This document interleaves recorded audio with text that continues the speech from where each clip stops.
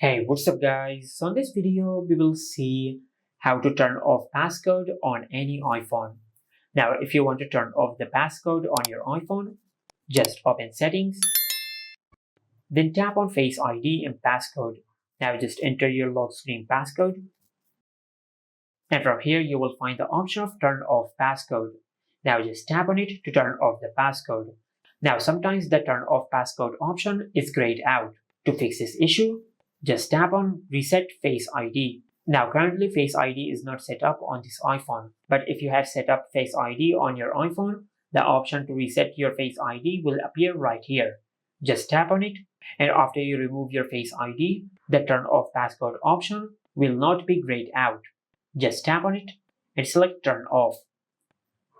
Now just enter your Apple ID passcode, and after you enter your Apple ID passcode, just select turn off and tap on done. Then enter your current lock screen passcode. Now you can either select turn off passcode and remove it from your passwords, or you can select keep using iCloud keychain.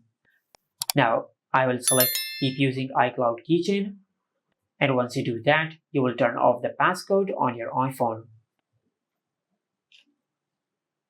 Just like that.